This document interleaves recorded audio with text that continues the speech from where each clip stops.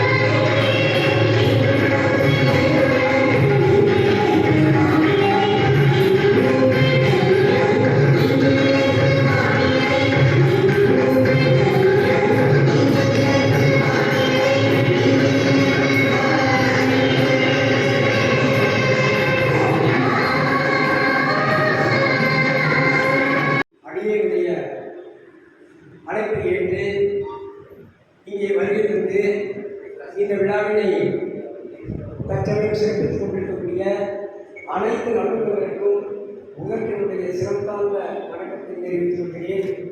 இந்த அமைப்பானது இந்த அமைப்புடைய தலைவன் நம்முடைய முருகப்பெருமான்.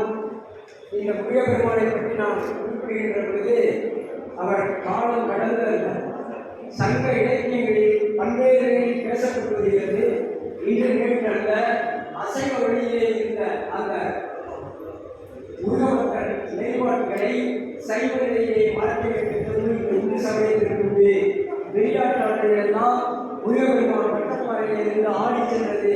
நட்டினை நல்ல குறுந்தொகை 500 ஒற்ற பதித்து ஓங்கு வழிபாடு அகம்புறம் 28 தொகை நூல்களை என்ற இந்த 8 தொகை நூல்கள், சங்க இலக்கியங்கள் 36 நூல்கள்.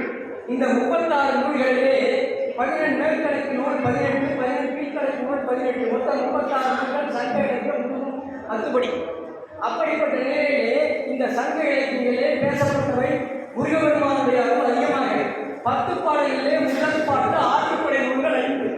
அந்த 5 நூல்களிலே முதல் படை வீடு திருமுருகாற்றுப்படை நக்கீர பெருமானால் எழுதப்பட்டது. ஆனால் அப்படிப்பட்ட நக்கீர பெருமானே எனவே வரலாறு அனைவரும் பேச வேண்டிய சூழலுக்கு அனைவரும் தெரிந்து கொள்ள வேண்டும். இதை உலகமும் கொண்டு செல்ல வேண்டும். நக்கீர பெருமான் தமிழ்ச்சங்க வைத்து நடத்தப்படுகின்ற மதுரையிலே அவர் மீண்டும் அமர்ந்து கொண்டிருக்கிறார். சிவபெருமானே மீண்டும் கொண்டு பேசுகிறார். இது முதல் சங்க வரலாறு. அப்படிப்பட்ட நக்கீர பெருமானுக்கு அவர் முருகனுடைய சிறை தொண்டர், முதல் சிறை தொண்டர் முருகப்பெருமானுக்கு நக்கீரன். அவருடைய ஜீவன் அவரை முருகனை ஆட்கொண்ட இடம் திருப்பரங்குன்றம்.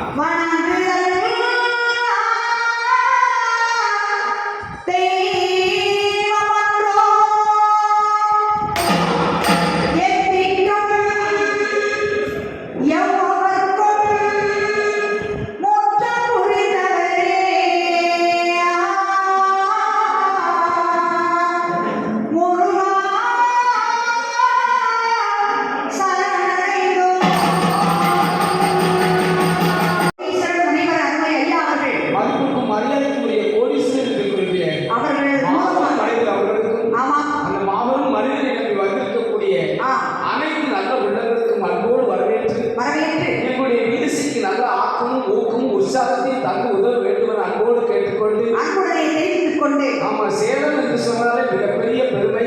ஆமா ஆமா, மலைகள் சூழ்ந்த பகுதி. ஆமா அதை விட இன்னும் பெருமை சரி மாம்பழம். ஆ சேலத்து மாம்பழம் என்றாலே எல்லோருக்கும் பிடித்தமான ஒரு பழம். ஆமா அந்த பழத்தினாலே முருகன் ஆ தனி ராட்சியம் அமைத்தார். ஆமா அப்பேற்பட்ட சேலத்தில் அருமையான முருகன் கடவுள் ஒரு காட்சி நிகழ்ச்சியை ஏற்பாடு செய்திருக்கக்கூடிய அத்தனை நல்ல உள்ளங்களுக்கும் எங்களுடைய பொன்னான வாழ்த்துக்களை வணக்கங்களை அன்போடு சொல்லிக்கொண்டு உங்கள் முன்னே எங்களுடைய கதையை தொடர்கின்றோம். சபாஸ்.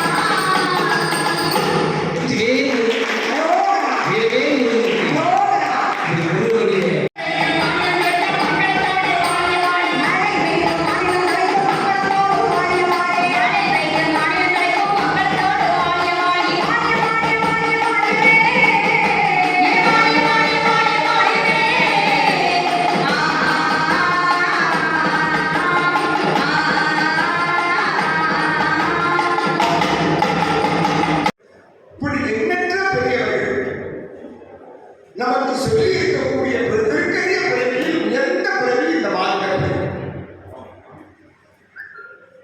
அதனால்தான் நம்முடைய சான்றோர்கள் அத்தனை பேரும் வணங்கத்தக்க வழிமுறை தெய்வங்களில் முதன்மையாக நமக்கு இருப்பது எல்லாம் அதை பெருமாளாகிய முருகப் பெருமாள். முருகு முருகு முருகு என்று சொல்லுகிற போதே நாம் உள்ளமெல்லாம் முருகு முருகு முருகு என்று அருணகிரிநாதர் பெருமாள் அனுபவித்து செல்கிறேன் நேரம். அப்படிப்பட்ட முருகப்பெருமானுடைய அந்த பெயரை தாங்கி இருக்கக்கூடிய செழுமையான உழவார பணி தொண்டு செய்து நாளும் முருகனுடைய பெரும் புகழை இந்த தரணியில் பரப்புகிற ஒரு அரிய பெரிய தொண்டினை நம்முடைய ஐயா கோடீஸ்வரர் அவர்கள் ஆரம்பித்து எங்களை எல்லாம் அதிலே இணைத்திருக்கிறார்கள் என்றால் நாங்கள் எல்லாம் உண்மையில் நாங்கள் எல்லாம் என்பதை விட நாம் எல்லாம் இந்த அரிய பெரிய பணியில் நாங்கள் எல்லாம் கொடுத்து வைக்கிறோம்.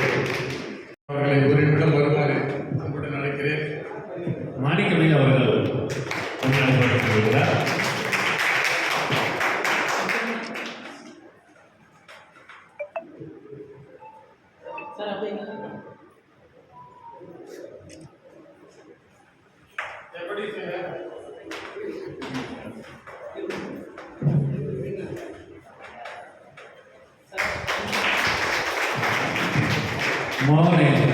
மோகனையால் நிறுவன தலைவர் கோடீஸ்வரன் அவர்களுக்கு பொன்னாடை போட்டுகிறார். நான் இங்கே முருக பக்தர்கள் விஷயத்தில் வரவேற்புரைங்க வாழ்வுரை அப்படின்னு சொல்லிட்டு மாற்றி ஒரு 5 கவிதைகளை நம்ம நலத்துக்காக எடுத்து வந்திருக்கேன். முதல் இறைவணக்கம். இறைவா, வெற்றிடம் நீ, வெட்ட வெளியும் நீ, சுடும் நெருப்பும் நீ, குளிர் நீரும் நீ, அங்கிங்கனாதபடி எங்கும் நிறைந்திருக்கும் பேரன்பான காற்றும் நீ, இவை தாங்கும் மண்ணும் நீ, இம்மண்ணில் வாழும் அனைத்து உயிர்களையும் வணங்கி துவங்குகின்றேன். நம்ம வாழறதுக்கு முக்கியமாக நோய் இல்லாமல் வாழணும்னு நம்ம தேங்காயை உடைச்சி சதர தேங்காய் போட்டு எல்லாம் பங்கிட்டு சாப்பிட்டோம். அந்த சதர தேங்காயில் லாரி பங்குன்னு ஒரு சத்து இருக்கு, தாய்ப்பாலில் தான் இருக்காது, அடுத்தது தேங்காயில் இருக்கு. அந்த தேங்காயை சாப்பிடணும்னு சொல்லிட்டு ஒவ்வொரு கல்லூரிகளையும் பள்ளிகளும் சொல்லிட்டு வரேன். அதை எப்போ கிடைச்சாலும் நீங்கள் காலையில் பெண்கள் உணவு சமைக்கிறப்ப வெறும் வயிற்றில் சாப்பிட்டா ரொம்ப நல்லது. 18 விதமான நோய் நோய்கள் போகும். சென்னையில் குயின் மேரிஸ் கல்லூரி இருக்கு. அங்கே வந்து 150 மரம் நட்டுட்டு அந்த தேங்காய் மரத்தினோட சிறப்பு சொன்னோம். அதுக்கான ஒரு கவிதை எழுதினேன். அந்த தாய்ப்பால் என்ற கவிதை. மரம் நம் தாய், மரம் நம் தாய், அவள் பால் தருவாள், நம் அனைவருக்கும் பால் தருவாள், தாய்ப்பாலுக்கு நிகரான பால் தருவாள், தேங்காய் பால் தருவாள். மூவேந்தர் ஆண்டு முத்தமிழ் வாழும் நம் நாட்டில் முக்கணியை இவள் என்று யார் தருவார்? பாடும் குயிலுக்கும் ஆடும் மயிலுக்கும் தாவும் மணிலுக்கும் இவள் தான் தாய், அடைக்கலம் தரும் தாய். நம் வாழ்வில் விருந்தும் மருந்தும் இவள் என்று இங்கேது. உணர்ந்திட மனிதா, நீ வாழ இரு கண் இரு செவி இரு கைகால்கள் இருந்தால் போதாது. இரு மரம் வேண்டும் உன் வீட்டில் உன் வயல்காட்டில். இருந்திட வாழ்ந்திடலாம் நீ 100 ஆண்டு. இனி உன் தாயுடன் இயற்கை தாயும் காத்து வாழ்ந்திடு நீ வாழ்ந்திட அப்படின்றது அந்த கவிதை. அந்த தேங்காய் பால் வந்து அதை காலையில் வேலையில் சாப்பிடணும். ஒரு ஆள் 1/2 மணி அளவு தேங்காய் எடுத்து செல்போன் டிவி பார்க்கணும். ஸ்கூலில் சாப்பிட்டா 18 விதமான நோய்கள் போகும். அந்த கருத்தை நீங்கள் வீட்டுக்கு எடுத்து செல்லும் தேக்கம் செய்தின்னு சொல்லுவாங்க இல்லையா, அதை நீங்கள் ஒவ்வொரு நாளுமே காலையில் குடிக்கலாம். பெண்கள், ஆண்கள் வந்து உடனே கொடுத்த ஒரு நாள் குடிக்கலாம். அதில் நல்ல கொலஸ்ட்ரால் இருக்கு. அது வந்து நமக்கு ரொம்ப பாதுகாப்பாக இருக்கும். அடுத்தது வந்து ஹியூமர் கிளப்னு சென்னையில் இருக்கு. அதனோட 40வது ஆண்டு விழாவில் நான் வந்து மகிழ்ச்சின்னு சொல்லிட்டு ஒரு கவிதை வச்சேன். செலவே இல்லாத சிகிச்சை தலைப்பு. செலவே இல்லாத சிகிச்சை எது? அது மகிழ்வித்து மகிழ்வது. மகிழ்ச்சி என்பது இயல்பாக இருந்தது அன்று, நாம் சிறு குழந்தைகளாக இருந்த அன்று. மெல்ல மெல்ல இறுகின மனங்கள், சுருங்கின குணங்கள், இறுக்கத்தால் சுருக்கத்தால் வந்த புழுக்கத்தால் பூத்தன நோய்கள். ஒரு நாளில் 3 முறை உண்ண மறந்தாலும் 3 முறை துன்பத்தை தோல மறக்காத மனமே, மகிழ்ச்சி ஒன்றுதான் உனக்கு மருந்தென உணர்ந்துடு. இதன் அடையாள குறியீடா நீ அடிக்கடி புன்னகைத்திடு. மனது பூ பூக்கும், மகிழ்ச்சி அங்கு வேறு இருக்கும். மகிழ்ந்திரு மகிழ்வித்திரு மனமே.